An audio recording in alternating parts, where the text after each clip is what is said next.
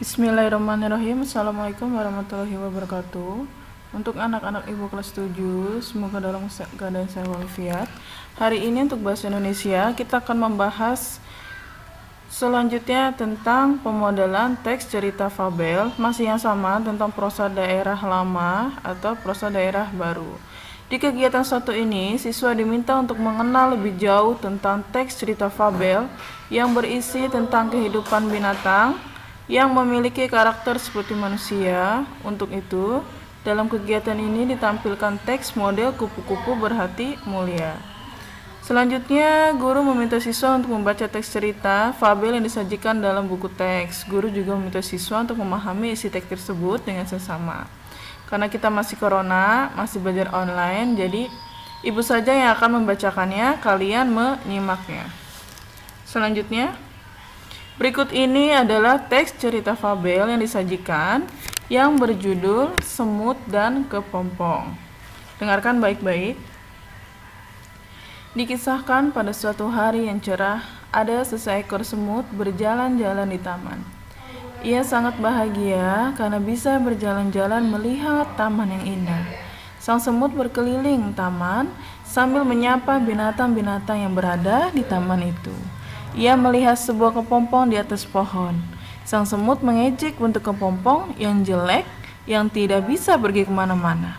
Hei kepompong, alangkah jelek nasibmu. Hanya bisa menggantung di ranting itu.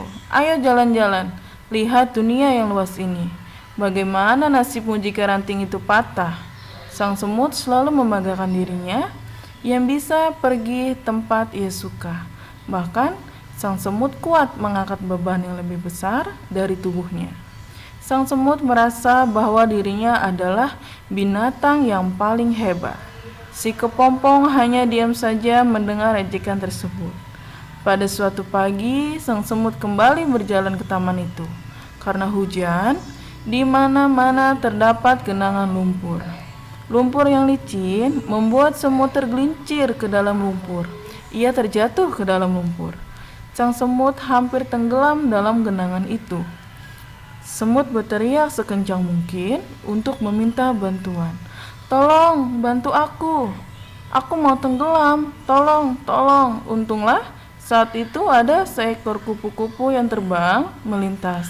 Kemudian kupu-kupu menjulurkan sebuah ranting ke arah semut. Aku adalah kepompong yang pernah kau ejek, kata si kupu-kupu. Ternyata kepompong yang dulu diejek sudah menyelamatkan dirinya.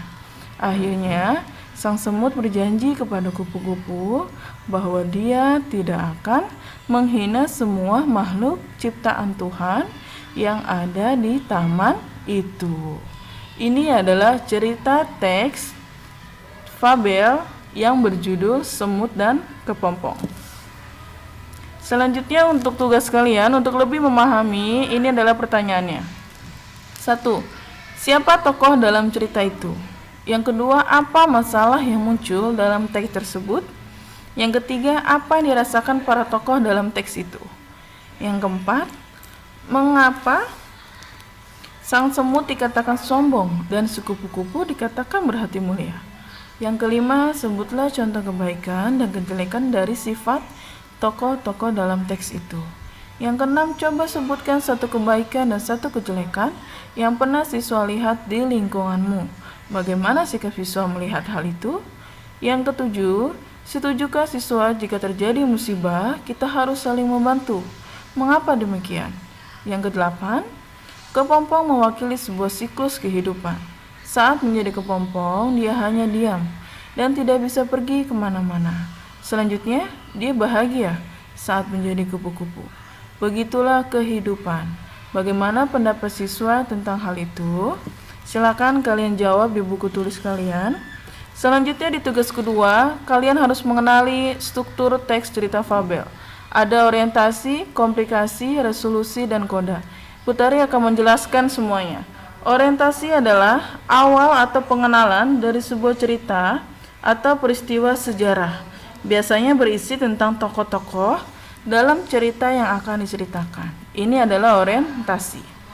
Kalau komplikasi adalah terjadinya sebuah masalah yang dihadapi oleh sang tokoh utama dalam cerita. Kalau resolusi adalah cerita di mana sang tokoh utama mendapatkan sebuah ide untuk memecahkan masalah yang berada dalam komplikasi. Selanjutnya adalah koda. Koda adalah bagian akhir dari cerita yang mengandung makna dari cerita atau amanat yang dapat diambil dari cerita tersebut. Nah, selanjutnya ini bisa kalian isi juga, halaman terakhir ya, bagian terakhir. Setujukah siswa dengan pertanyaan pada bagian orientasi ini yang berisi yaitu dikisahkan pada suatu hari yang cerah, ada seekor semut berjalan-jalan di taman. Ia sangat bahagia karena bisa berjalan-jalan melihat taman yang indah. Sang semut berkeliling taman sambil menyapa binatang-binatang yang berada di taman itu. Jika kalian setuju ini adalah bagian orientasi, silakan kalian memberikan alasan. Setelah itu, kalau kalian tidak setuju bahwa dikisahkan pada suatu hari ini adalah bagian orientasi, silakan kalian menulis paragraf alternatif seperti apa yang kalian susun pada bagian orientasi tersebut. Yang kedua, pertanyaannya tolong didengar. Setujukah siswa dengan pernyataan bahwa pada bagian komplikasi disusun dengan kalimat yang memunculkan masalah dalam teks tersebut? Kalau memang kalian setuju bahwa bagian komplikasi adalah bagian yang memunculkan suatu masalah, berikan alasanmu. Setelah itu, dalam teks itu terdapat kalimat, ia melihat sebuah kepompong di atas pohon.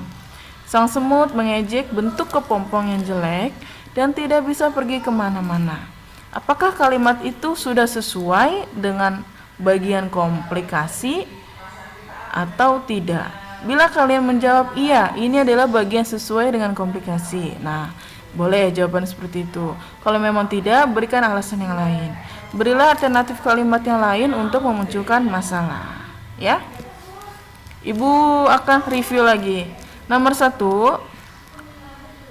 bagian orientasi berisi tentang dikisahkan pada suatu hari yang cerah adalah seekor semut. Nah, jika kalian setuju bagian orientasi adalah dikisahkan pada suatu hari isinya, silakan beri alasannya.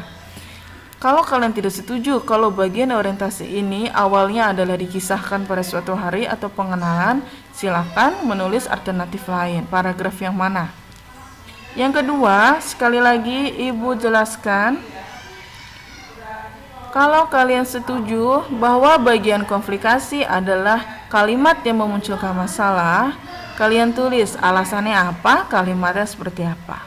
Jika kalian tidak setuju bahwa bagian komplikasi adalah bagian yang bukan memunculkan masalah dalam teks, silakan kalian menuliskan paragraf mana yang disebut dengan kalimat komplikasi. Baik, itu saja untuk pelajaran bahasa Indonesia hari ini. Ibu harap kalian membacanya dan mendengarkan semua penjelasan dari Ibu Tari agar tidak keliru. Baik, mohon maaf apabila Ibu ada salah-salah penjelasan. Terima kasih, semangat belajar online-nya. Assalamualaikum warahmatullahi wabarakatuh.